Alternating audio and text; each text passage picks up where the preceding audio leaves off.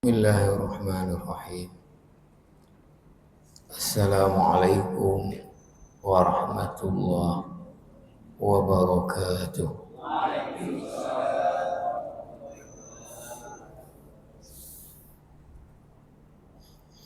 Alhamdulillahilladzi amarna akhbarana bi anna as-sa'ata atiyatun la raiba fiha. Wassalatu wassalamu ala nabi al-mustafa alladhi akhbarana bi amaratiha wa ala alihi wa ashabihi dhawin nuha. Amma ba'd, usikum wa iyaya nafsi bi taqwallah faqad fazal muttaqun wa khasiral fasiqun. Hadirin hadirat sidang jamaah salat maghrib yang dimuliakan Allah. Alhamdulillah atas rahmat hidayah dari Allah, kita baru saja dapat melaksanakan salat fardu maghrib kita di awal waktu secara berjamaah di rumah Allah yang mulia ini. Alhamdulillah setelah salat kita masih ada waktu, ada kesempatan untuk kita duduk dalam halaqah majelis ilmu syariah sembari kita menunggu waktu fardu isya. Nanti juga kita tunaikan di awal waktu secara berjamaah.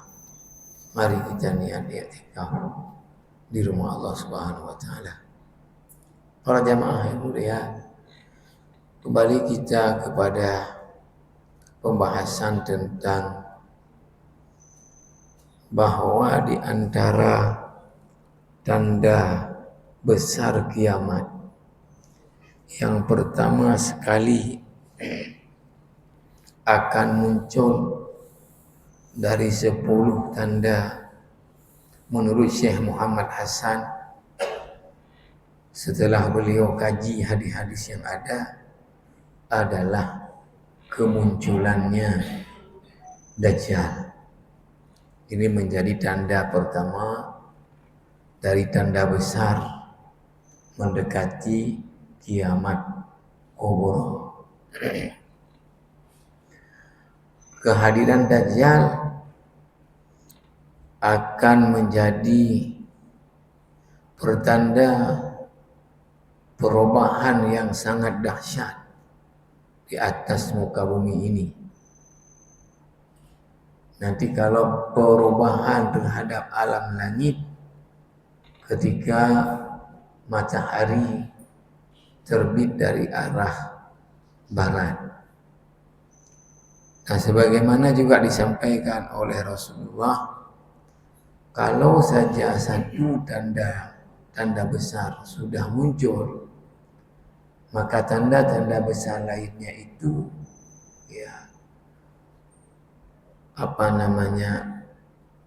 berikutan untuk kemudian muncul.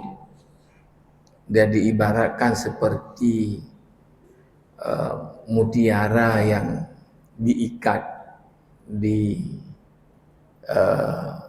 rantai misalnya, atau di benang. Kemudian kalau satu copot, maka lain juga akan mengikut untuk kemudian copot. Jamaah rahimakumullah, yang sudah kita bahas bahwa Dajjal ini dinamakan Dajjal dalam bahasa Arab artinya adalah pembohong, pendusta, penyesat daripada manusia. Di antara ciri dia yang sudah kita baca di sini adalah dia matanya buta sebelah. Matanya buta sebelah. Dan di antara kedua matanya di dahi ada tulisan kafir. yang bisa dibaca oleh setiap orang beriman ketika itu. Walaupun dia orang buta huruf, Allah beri dia kemampuan membaca tulisan kafir yang ada di dahinya Dajjal. Itu yang kemarin terakhir kita ini kan. Sampai oleh Syekh Muhammad Hasan ini diberi contoh seorang yang hafid Quran ketika sudah dibius dan minta sebelum dibius beliau baca dulu Quran yang beliau hafal hari-hari minimal 5 juz, maka ketika dibius tetap membaca Quran sampai sadar dari biusnya, enggak berhenti membaca Al-Quran dan membacanya secara benar. Artinya bahwa tadi kemampuan orang mukmin membaca tulisan pada dahinya si Dajjal itu pemberian Allah, sekalipun dia orang enggak bisa baca tulis. Kemudian dijelaskan tidak ada fitnah yang paling berat dari sejak manusia diciptakan zaman Adam sampai nanti dunia ini kiamat, yang lebih berat daripada fitnah Dajjal. Maka tidak ada nabi melainkan nabi-nabi tersebut mengingatkan umatnya akan bahaya Dajjal. Begitu juga Nabi Muhammad sallallahu alaihi wasallam mengingatkan umatnya, dan Nabi mengatakan kalau dia keluar saya ada, sayalah pembela kalian. Tapi kalau enggak ada saya, kalianlah masing-masing yang menjadi pembela dirinya.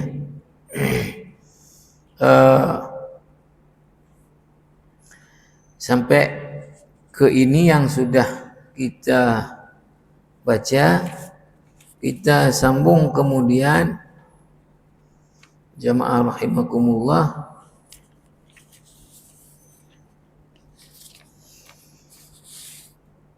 Dibahas di sini kemudian setelah cerita itu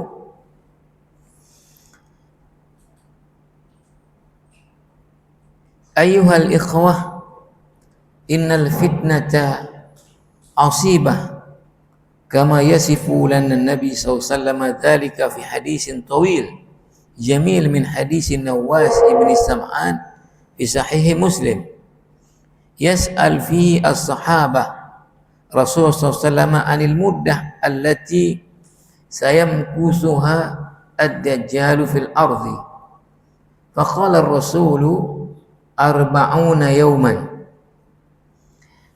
Berikut ini kata Syekh Muhammad Hasan pengarang kitab ini, Nabi pernah ditanya oleh para sahabat dalam hadis An-Nawas ibni Sam'an di dalam Sahih Muslim tentang berapa lama Dajjal ini nanti setelah dia muncul, berapa lama keberadaannya di dunia ini, di atas muka bumi ini.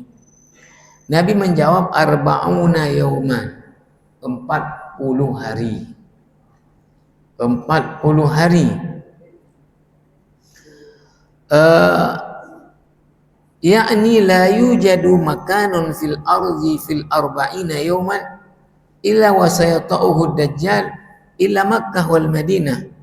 Yaqul yawmun kasanatin wa yawmun kasyahrin wa yawmun kajumu'atin wa sairu ayyamihi ka ayyamikum. Jadi dalam 40 hari itu tidak ada tempat di muka bumi ini kecuali dia sempat menjelajahnya. Kecuali yang dia tidak bisa masuk hanya 2, kota Makkah dan Madinah. Yang lain seluruh dunia ini dalam waktu 40 hari itu dia jelajahi semua. Tetapi ya Yaum kasanah, kata Nabi, satu hari seperti setahun, dan satu hari seperti satu bulan, satu hari seperti satu pekan. Wa sairu ayyamihi ka ayyamikum. Nah, dan seluruh hari-harinya yang lain seperti hari kalian. Sahabat yang menariknya apa?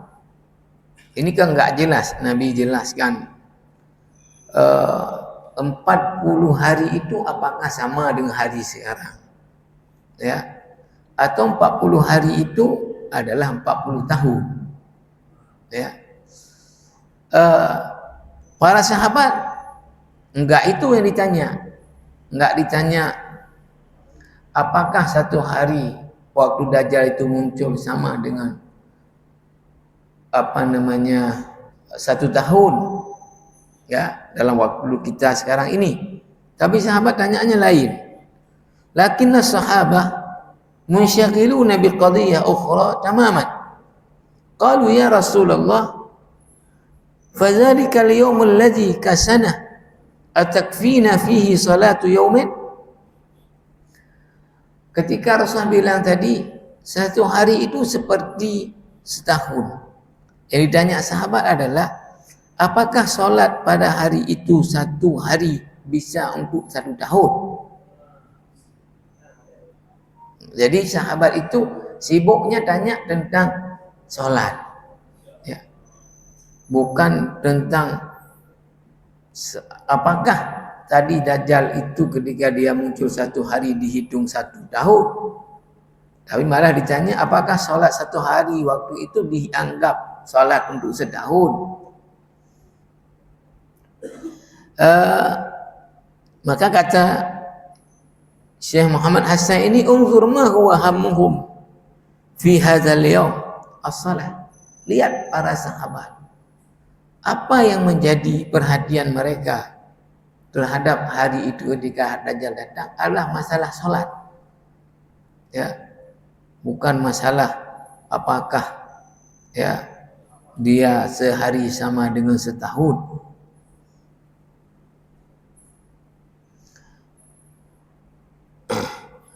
Qala laqduru lahu qadrahu uqduru lahu qadrahu, ya, silahkan kalian hitung sendiri. Sehingga seorang ulama Al-Qadhi Iyad dalam mensyarah hadis Sahih Muslim ini mengomentari, hadza hukmun makhsus li hadzal yaum min sahib syara'. Artinya ini adalah Allah lah yang maha tahu berapa hari itu ketika Dajjal datang berbanding dengan hari normal sekarang ini. Summa sa'alahu as-sahabah su'alan akhar. Qulna ya Rasulullah, wa ma isra'uhu fil ardi. Sahabat tanya lagi pertanyaan lain. Bagaimana kecepatan dia dalam 40 hari tadi bisa menjelajah semua dunia kecuali kota Makkah dan Madinah? Seperti apa kecepatannya? Sahabat tanya ke Nabi. Qala sallallahu alaihi wasallam, kal ghaizi istadbarat rih fayati 'alal qaumi fayad'uhum fayu'minuna bihi wa yastajibuna lahu fayamuru as-samaa'a fatumtiru wal arda fatumbitu. Nah, kata Nabi kecepatan dia kal ghaiz, ya, seperti, ya, hujan istadbara ruhur riyah yang ditiup oleh angin, ya, kecepatan dia seperti kecepatan hujan yang ditiup oleh angin. Fayati al-qaumi fayad'uhum, dia datang menemui masyarakat di satu tempat, lalu dia mengajak masyarakat itu beriman kepadanya. Fayu'minuna bihi, maka ramai-ramailah orang beriman kepada dia. Wa yastajibuna lahu, kemudian mengikuti ajakan Dajjal ini. Fayamurus samaa fatumtiru, jadi Allah beri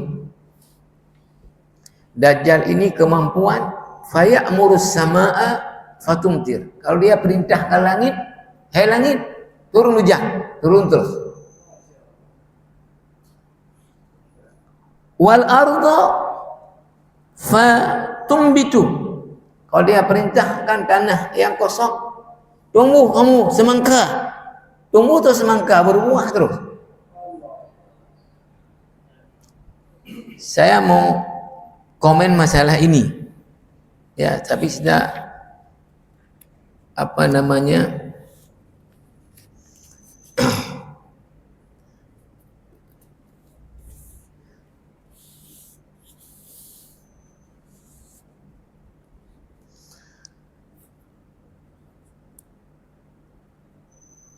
di dalam hadis yang lain,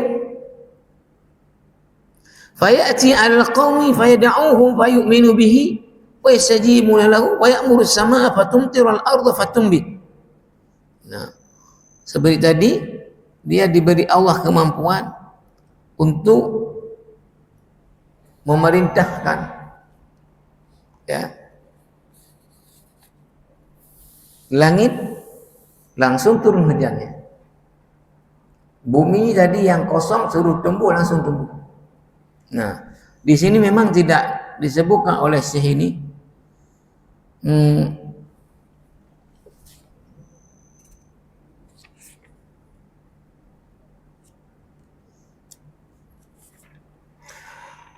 nah, tapi saya yang mau tambahkan. Kalau menurut analisis saya, dengan mengaitkan keadaan sekarang aja, ya. Dan ada hadis lanjutan di sini, ya.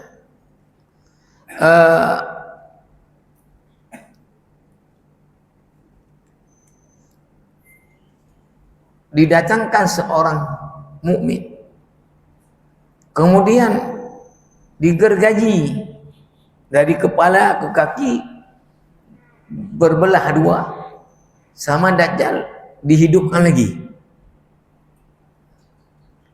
Hidup, tapi orang mukmin ini suruh beriman kepada dia, malah orang mukmin ini mengatakan, lebih tahu aku, berarti kamulah Dajjal pembohong, ya. Bukan kemudian membuat dia kemudian tadi takut kemudian ini, ya. Artinya tadi Dajjal punya kemampuan, ya, menghidupkan orang yang mati, ya. Kemudian jadi memerintahkan langit hujan-hujan terus, ya. Mungkin ini yang disebut, tentu yang lain-lain yang tidak bisa dibuat manusia. Kalau saya analisis, kemampuan dia inilah, kalau kita kaitkan dengan keadaan sekarang, apalagi nanti ketika iman tambah ini, yang membuat orang cepat sekali terpengaruh dengan ajakan dia, karena dia punya kemampuan yang di luar kemampuan manusia. Ini menurut saya, tapi Syekh Hasan tidak bilang, tapi saya tidak tahu di tempat lain. Karena ini kan hadis Sahih Muslim, pasti ada dalam syarahnya Sahih Muslim, misalnya Imam An-Nawawi mungkin mensyarah atau apa. Ya, saya ada kitabnya tapi belum baca. Jadi karena dia punya kemampuan, ya, di luar kemampuan manusia normal melakukannya, inilah yang membuat orang kemudian cepat percaya kepada dia. Menurut saya, kenapa? Sekarang aja mohon maaf, Mohon maaf. Ya. Sekarang dalam masyarakat, kalau ada orang punya kemampuan di luar daripada kemampuan orang yang umumnya, itu orang ini cepat sekali dipercayai oleh masyarakat. Misal, kalau aja sekali misalnya ada orang kehilangan apa, ya, lalu datanglah dia kepada namanya orang pintar. Lalu belum apa-apa dia menceritakan, orang pintar udah katakan, kamu tanya masalah Honda kamu yang hilang kan? Kok ada pula? Apalagi kemudian Honda kamu Supra Eka warna ini, BL kamu ini kan? Oh.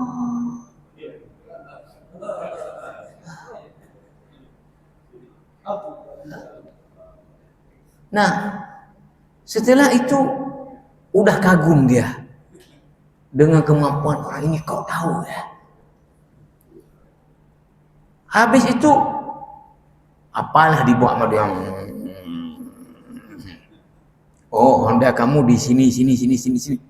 Dia datang betul-betul ada di situ. Tambah lagi dia.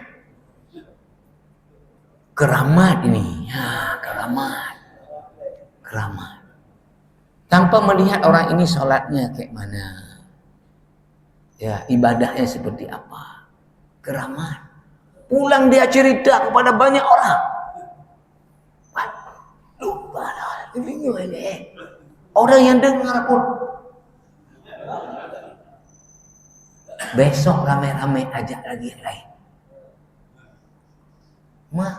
Selain dia bisa tahu yang hilang itu apa lagi. Orang sakit dia bisa juga. Oh malu nak sakitnya. Walau jauh ya.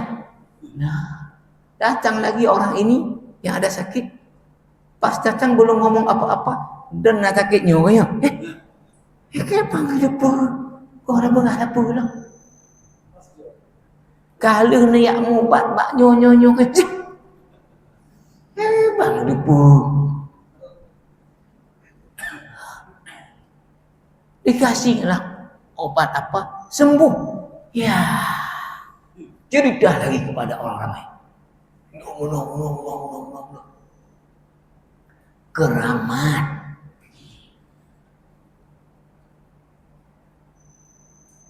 Maka orang ini didatangi oleh orang banyak sehingga antri untuk jumpa orang ini berobat.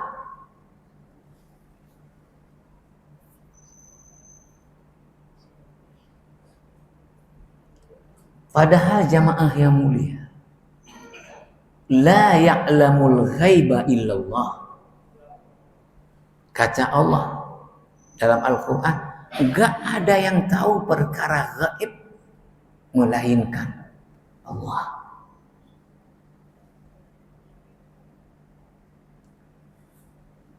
Orang yang sok tahu perkara gaib dengan meramal, dengan bantuan jin.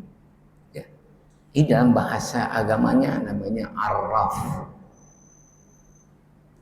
Nabi mengatakan, man atah kahinan aw arrafan. Siapa yang datang kepada dukun, orang pintar, fasaddaqa bima yaqul, dia percaya apa yang dibilang dukun, faqad kafara bima unzila ala Muhammad, telah kafir orang ini kepada apa yang diturunkan kepada Muhammad. Orang yang datang ke dukun yakin yang dibilang dukun. Orang pintar yakin yang dibilang orang pintar, telah kafir kepada apa yang diturunkan kepada Muhammad. Ada juga orang yang modelnya apa? Enggak percaya, tapi yang namanya usaha. Ada orang kita madran batik, mana namanya usaha kan? Dah coba sih. Ya. Disambung hadis tadi, datang kepada dukun, orang pintar, tidak percaya dengan apa yang dia bilang, datang aja, maka tidak diterima ibadahnya 40 hari.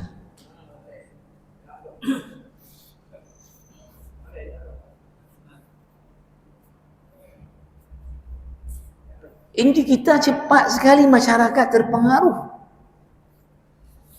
Padahal orang ini, mohon maaf, nggak sholat. Apa yang dibaca oleh dia ketika itu kita nggak ada dengar. Irabon-rabon.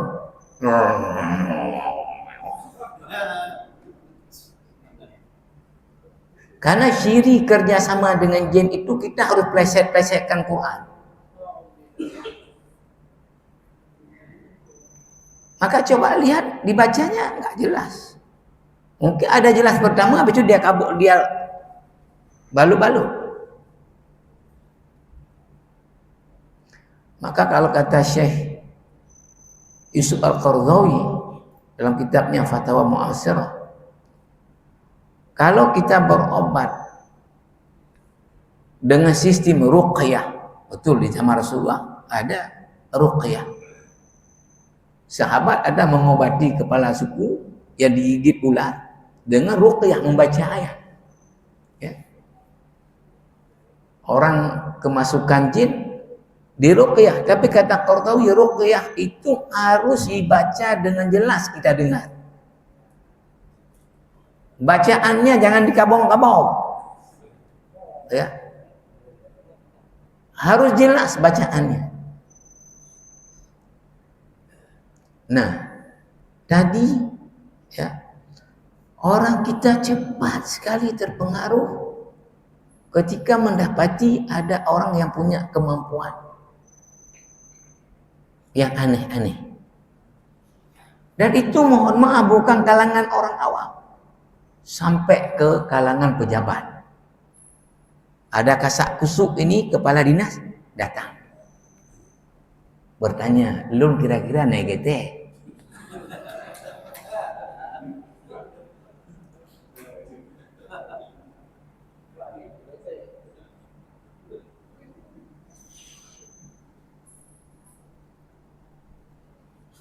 Jadi menurut saya inilah yang menyebabkan kenapa Dajjal ini cepat sekali dipercayai oleh orang zaman dia muncul nantinya, karena dia tadi seperti Tuhan diberikan.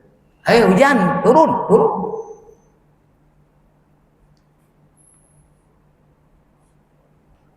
Semangka, tumbuh, makan lebih. Sekarang aja di mana-mana, kalau orang punya kemauan tadi, itu didatangi banyak orang.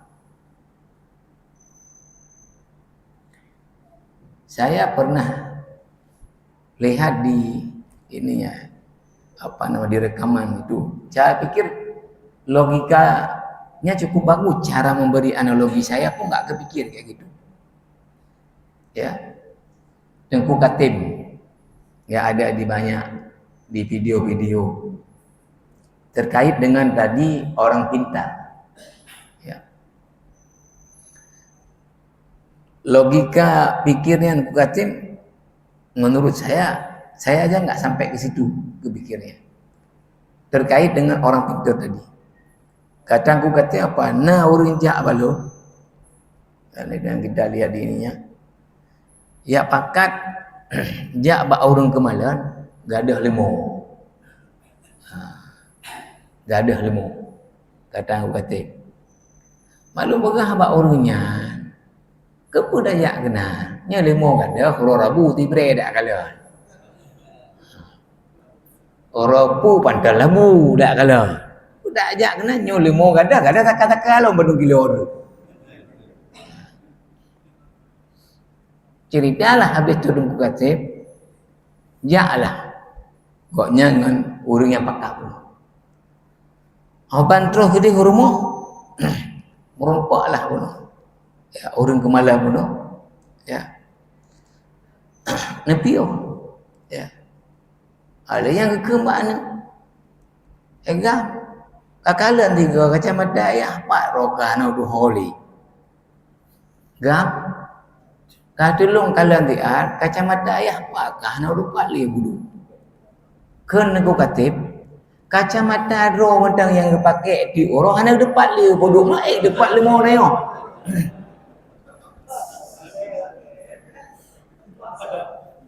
Kacamata roti orang pakai ya hana depan le pak kau bodoh.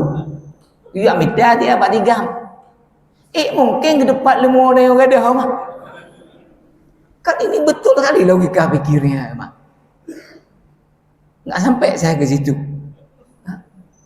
Kan kacamata roti orang pakai ada depan le pak kau bodoh. Depan le mau neo gadah. Maka jika kata kalau pun dah lo bunuh, baik gadah lemo gadah tak kalau ndru. Hai pun dia tanya angkat apa kakak bedung kilau. Tak gadah lemo gadah tak kalau. Tetapi memang agak tahu saya. Ya. Dulu ada saya udah lama berkeluarga, belum punya anak. Ada orang sarankan ke saya, datang ke seseorang yang pengalaman orang-orang yang sudah belum punya anak itu berhasil. Ya, di antaranya apa? Colok keris dalam air, nanti minum airnya. Saya bilang, saya jawab, saya lebih memilih tidak punya anak daripada mengorbankan akidah saya. Enggak akan saya lakukan. Kalau Allah tidak beri, itulah keputusan Allah kepada saya. Kalau Allah beri, itulah pun keputusan Allah kepada saya. Tidak akan saya lakukan.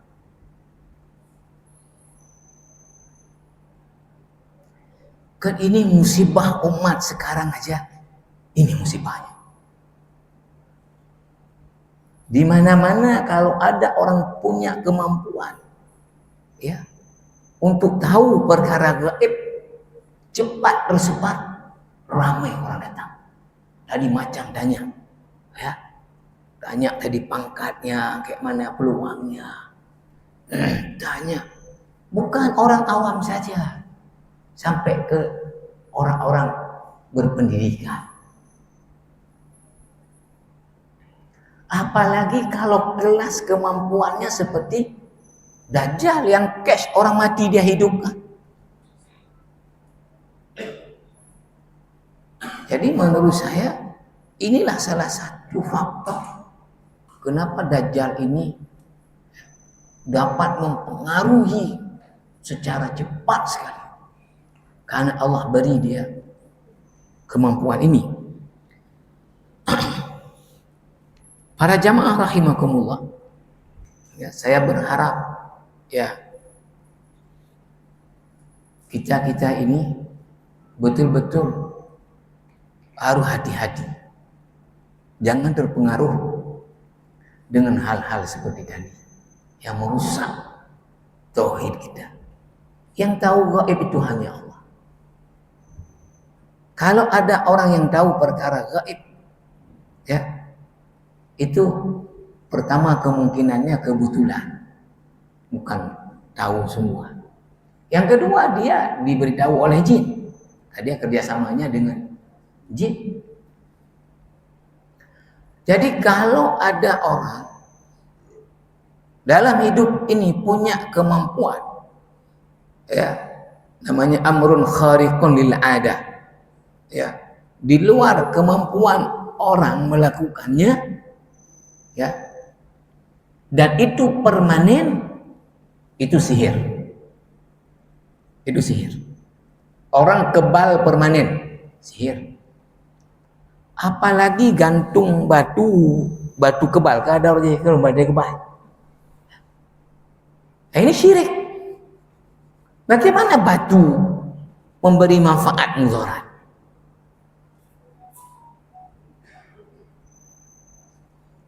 Ada dulu anak-anak kecil juga diikat tali apa? Sekarang ini alhamdulillah udah enggak lagi mungkin. Untuk menjaga dia dari penyakit. Kayak mana tali memberi manfaat mudarat? Dia harus bisa secara ilmiah ya, bahwa itu bisa memberi manfaat.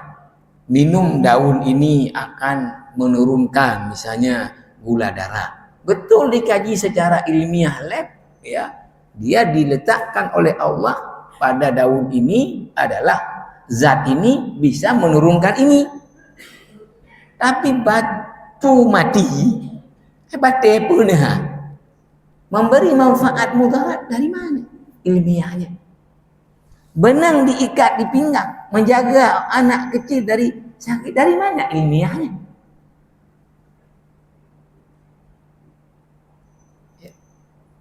Ya, ini ya.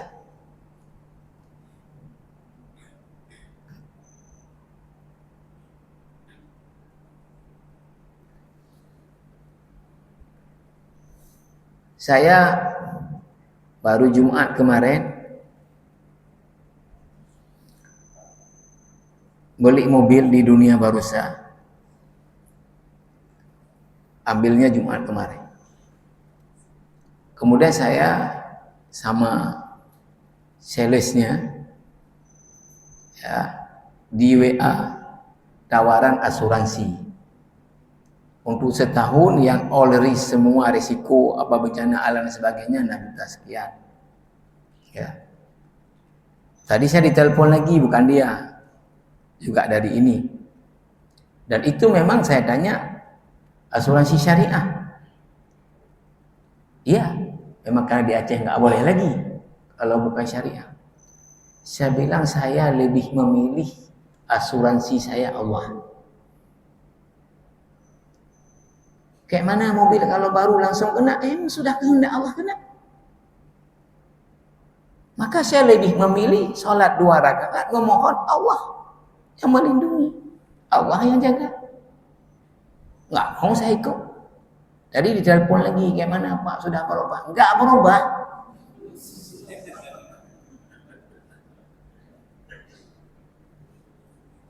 Udah saya serahkan kepada Allah. Oh hancur juga, memang sudah kehendak Allah hancur.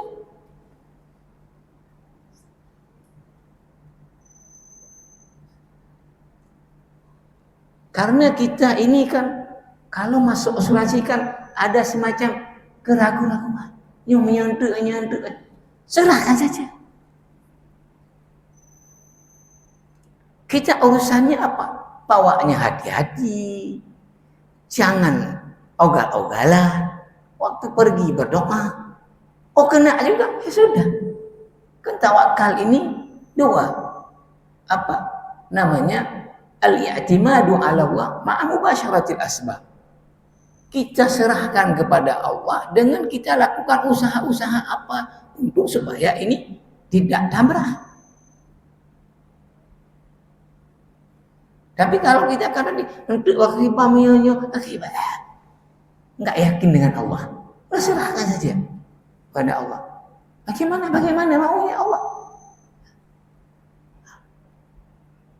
Maka kalau saya nggak ada cerita misalnya hilang apa datang ke itu tadi, nggak ada. Hilang apa?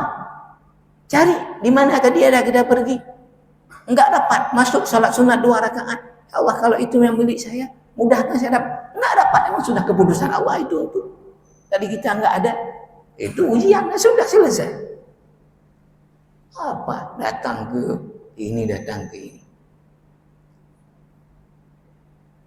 Nah, sekarang kan ini yang sedih. Setiap ada orang punya kemampuan yang dianggap aneh, udah tidak datang banyak orang. Dengan dalih nanti apa? Keramat. Karomah. Ini bisa dibaca dimanapun kitab tentang akidah. Kalau saya baca di Aqidatul Mu'min, Syekh Abu Bakar Jabir Al-Jazairi. Karomah itu bahasa Arabnya karomah, bahasa Indonesianya kemuliaan. Apa itu karomah? kemuliaan yang Allah beri kepada seorang hamba. Setinggi-tinggi karomah Allah berikan kepada seseorang adalah apa? Hidayah. Kalau orang bisa selalu ada dalam ketaatan kepada Allah, inilah karomah yang paling tinggi. Cuma sampai Syekh Abu Bakar Jabil Al-Jazairi mengatakan, kalau kita tanya orang awam di satu kampung, coba kamu tunjuk mana orang keramat di kampung ini, dia enggak akan tunjuk orang yang selalu di masjid, orang yang tidak ada buat yang Allah tidak ridha. Enggak akan. Dia akan tunjuk si fulan. Kenapa? Tahu kalau ada Honda yang hilang. Si fulan. Kenapa? Ya, misalnya ya, besi yang keras bisa dilembutkan sama dia. Pokoknya siapa-siapa yang mau lembutin besi, bawa ke dia. Keramat. Mana ajak sama dia mana? Yang bisa ya di luar kemampuan, betul ada kalanya ya Allah berikan kepada seorang hamba tadi kemampuan di luar kemampuan yang dibuat oleh orang, tetapi sifatnya tidak permanen dia, dalam arti Allah terima doa dia, Allah terima doa dia. Syekh Abu Bakar Jabil Al-Jazairi dalam kitabnya sampai menceritakan pada tahun beliau sedang ngarang kitab itu di bulan Ramadan, beliau sedang ada di Maroko di Darul Bayda, mau umrah, lalu sudah ke travel, semua pesawat full seat, nggak ada. Lalu beliau sholat sunat 2 rakaat hajat, lalu berdoa kepada Allah mudah-mudahan bisa menunaikan umrah. Habis sholat beliau ditelepon dari travel, udah ada seatnya. Itu Allah kabulkan. Ya. Besoknya belum tentu ada lagi. Jadi kalau orang kebal permanen, ya, bisa apa permanen, itu sihir. Karena kalau kebal bisa dipelajari lewat bacaan tertentu, praktek latihan tertentu, maka yang paling perlu kebal Nabi lah. Karena Nabi perang di zaman beliau itu dengan pedang, dengan tombak, dengan panah. Nabi pakai baju besi, pakai kopiah besi untuk melindungi ini. Di Uhud giginya patah, ininya berdarah pipinya. Para sahabat Nabi paling perlu kepala kebal. Tapi banyak sahabat Nabi yang syahid, kena pedang, kena panah, kena tombak. Paman Nabi Hamzah di Uhud, yang paling Nabi sayangi, Mus'ab ibnu Umair sebagai duta besar pertama dalam Islam, syahid di Uhud. Enggak kebal mereka. Jadi sayang sekali bagaimana cara menyampaikan kepada masyarakat ini untuk tidak kemudian terpengaruh dengan hal-hal yang seperti itu. Cepat sekali terpengaruh. Nah, ini menurut saya salah satu kenapa pengaruh Dajjal itu cepat sekali, karena dia punya kemampuan tadi yang luar biasa, membuat orang kagum, menganggap itu seperti Tuhan, bisa hidupkan, bisa matikan, bisa apa yang diperintahkan langsung tunduk kepada dia. Sekarang aja yang nggak jelas ya, katanya Honda kita di mana, dia beritahu dicari nggak ada, masih percaya juga ya, apalagi yang kayak Dajjal kemampuannya. Baik jamaah rahimakumullah, insyaallah kita sambung lagi ke depan, mudah-mudahan ada manfaatnya. Subhanakallah bihamdika asyhadu an la ilaha illa anta astaghfiruka wa atubu ilaik. Assalamualaikum warahmatullahi wabarakatuh.